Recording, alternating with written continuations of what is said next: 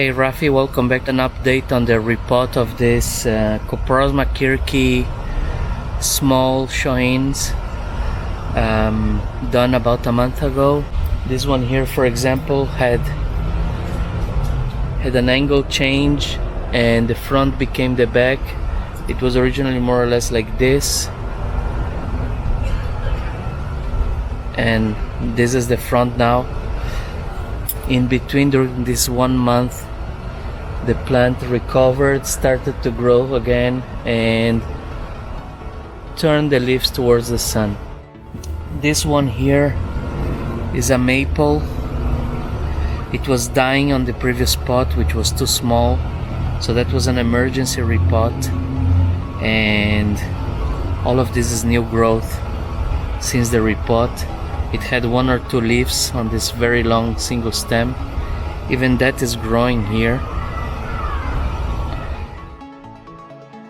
This is the large Thuja that was repotted. There doesn't seem to be any slowdown in growth from the repotting process. I did a considerable bend here, so slowly it is growing and taking a new shape. The entire shape of this tree, or whether I need to graft it, is something that will be seen in the future. Right, so this morning we're going to repot a few smaller trees. These are Koprosma kirkii, and I have an Acer rubrum or spicatum, I'm not sure, that is already in leaf, but we will just put it on a bigger pot because I feel it doesn't have enough space for the root. The guy here is just not doing well in this microscopic pot here, so I will put it on a bigger pot, not sure exactly which, and hope that it starts developing. We'll start by that one actually, and we will put it in this pot here, considerably increasing the space for the roots. Following the Mirai methodology, and this is the most important tool, a bamboo chopstick. Removing here the beautiful moss. We'll use it later. I'm not supposed to be repotting a tree in full leaf, but I will not be touching the roots, so it should be okay.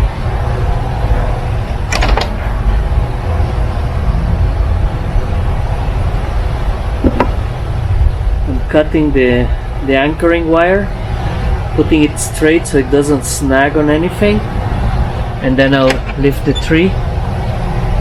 I should have no problems. I'll use my kuma, which is not really a kuma, but it's a tool for carpet. It's a bit big for this tree, but we'll just make a small pass. This tree has been in the small pot for 3 years.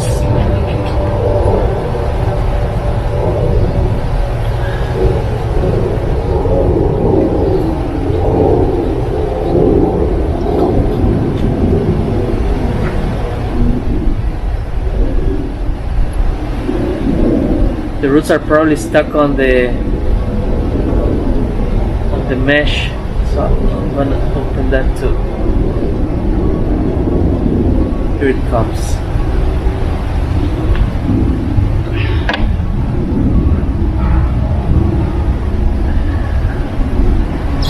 The mesh is completely covered by roots. Yeah, there are roots here that look like a beer on your body actually.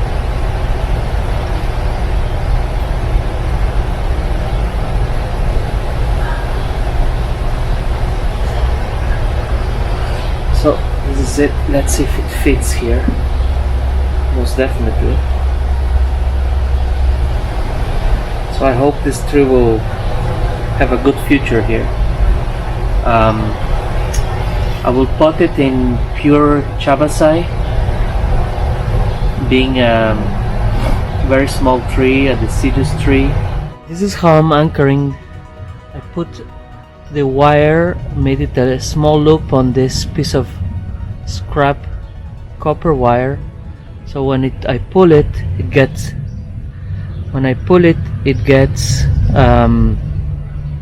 stuck in place, and I can adjust it to the edges. On the other side, you see it here,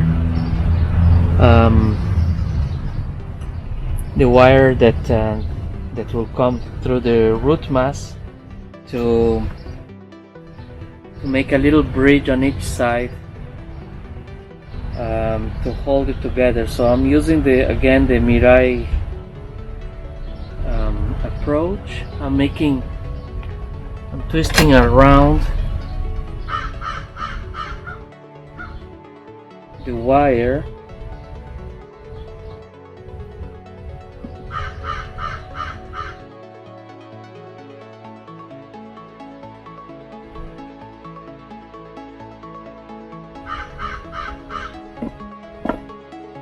show you in a moment.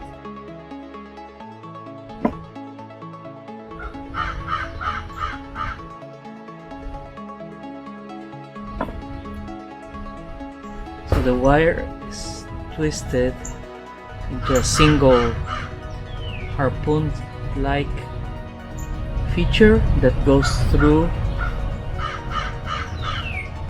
the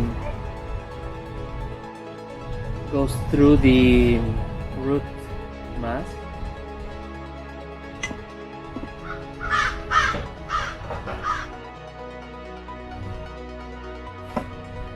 One of the things that I learned from the Mirai approach from Ryan is to be methodical, take your time. The tree is not dying. This is the most important operation you make on a tree. You might as well do it right. This is a bit different than normal cases because the tree is already in leaf. So I will not be extremely aggressive with it.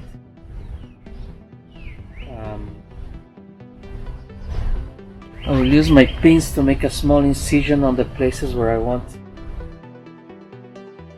the wires to come through.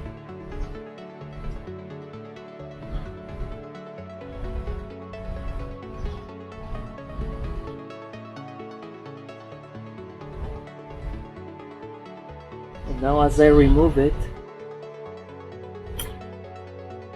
come easily into the hole like this, and now I can twist the top so it doesn't come out while I deal with the other side. The other side I will make again the incision where I want it to go through.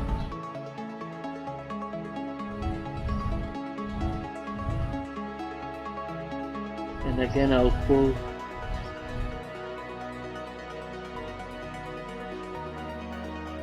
my tool as I put the wire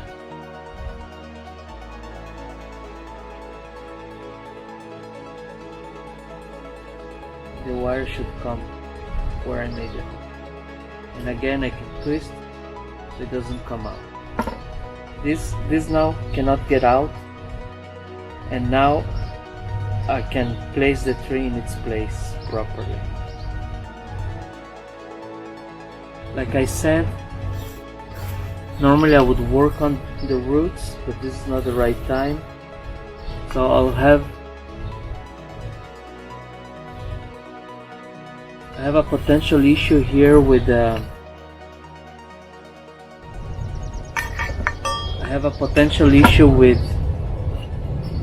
balance of water and oxygen, in that the central developed root mass is much denser than the substrate around, but I think these roots will spread out now that they have much more space quicker.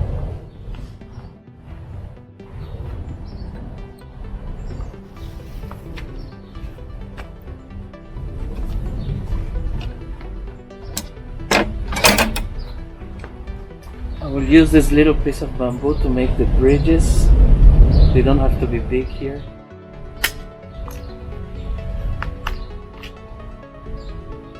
Just like that, 2 of them will be plenty.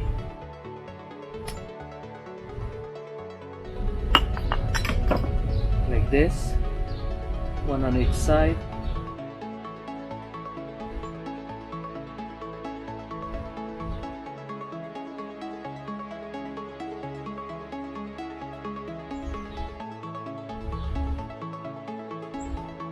Check the planting angle that I want. I want to bring this forward a little bit, so I'll put some more substrate underneath this area.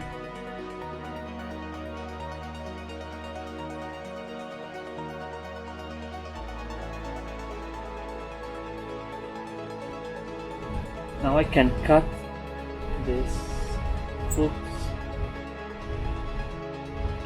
both sides. I will now give it 1 turn with my hand.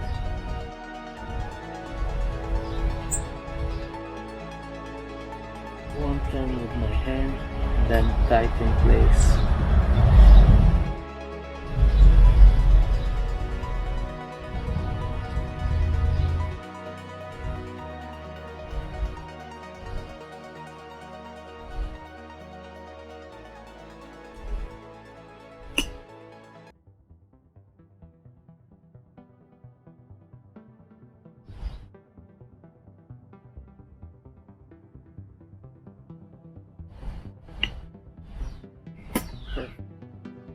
This is a mistake that I made several times, and I still now time to time I keep doing, is not looking at the planting angle properly as I'm doing it, and then realizing at the end that the planting angle or position in the pot is not quite right. Most often is the position in the pot problem rather than the planting angle. Another observation is I'm using galvanized steel wire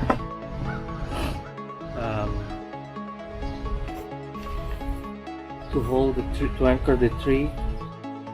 I've heard people say, "Oh, this is a cheap solution." It's not cheap. It's actually the right solution. Instead of using poor materials that are more expensive, you might as well use the right material, and it's also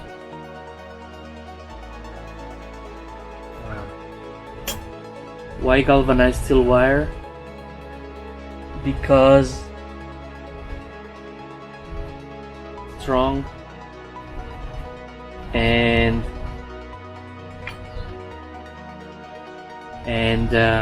doesn't stretch, as opposed to aluminum that will stretch, and copper that will also. This is not an issue for this small tree, but for bigger trees definitely. My chopstick is too big. I cannot actually use it to make sure that I don't have air pockets underneath, but from what I'm seeing it, just here I have some. This is really too small for even the smallest of my chops. But I can feel that it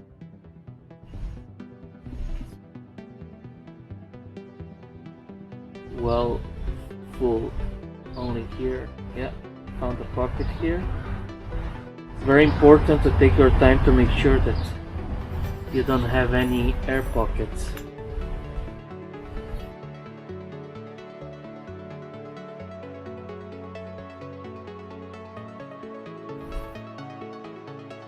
tree is ready to go, I will re-apply the moss that I had before. Simply put it like this.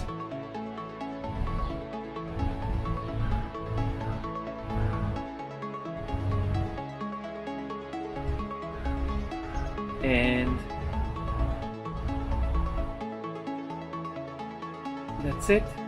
I will get some top dressing that I have here and I'll apply on the two edges.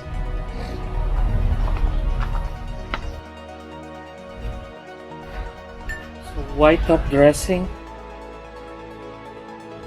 it helps keep the humidity more constant throughout the pot, so it allows the roots to use the top third of the pot, which they would normally not be able to grow in because it's too hot, too dry, too bright.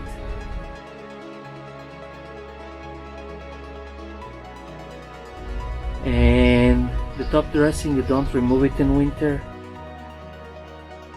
If the tree has enough oxygen to breathe in summer, it does in winter too. So there is absolutely no need to remove it. It's a disservice to the tree, functionally and aesthetically, to remove the top dress. The last thing to do now is water it.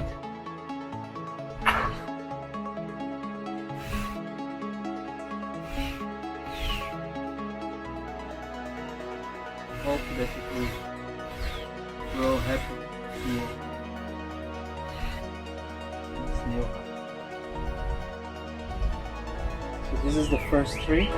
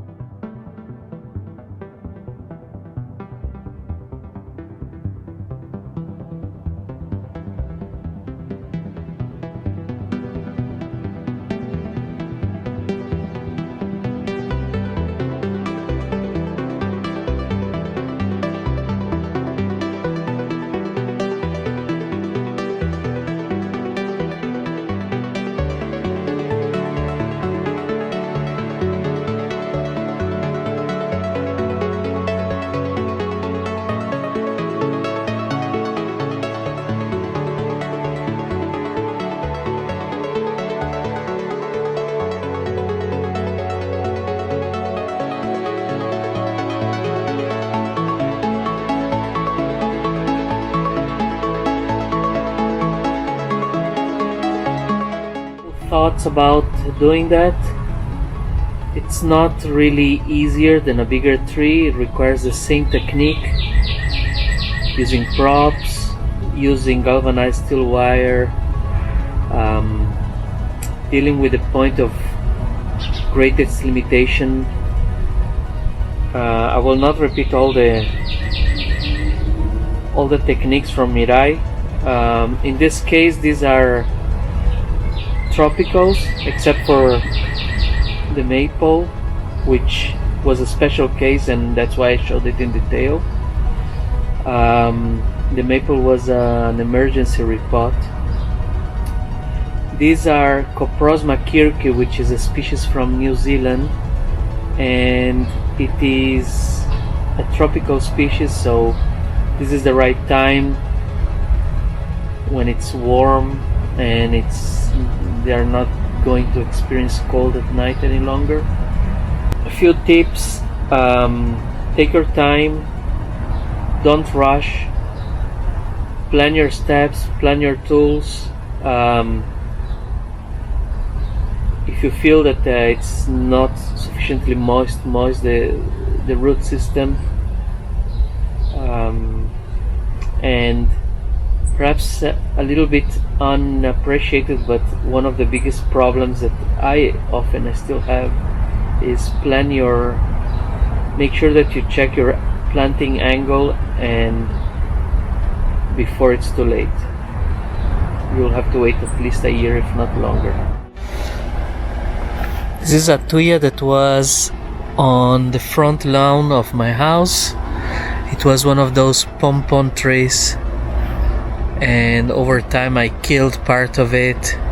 Part was dead already, but it survived, and now the challenge is how to choose an angle and how to pot such a large tree.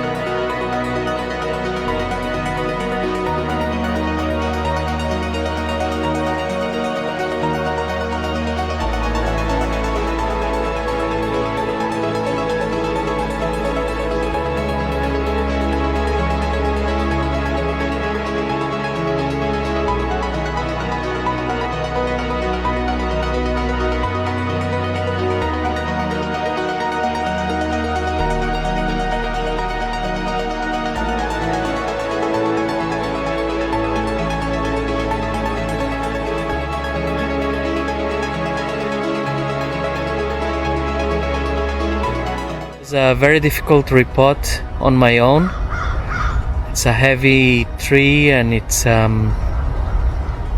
difficult to maneuver it. I had to use props, maybe 5 of them around the tree, and as you saw I used I use this sphagnum moss wall to cover part of the root system. This part of the root system technically is non-functional because of all the dead wood that is connected to, but on this area here it's quite close to the actual trunk that is alive.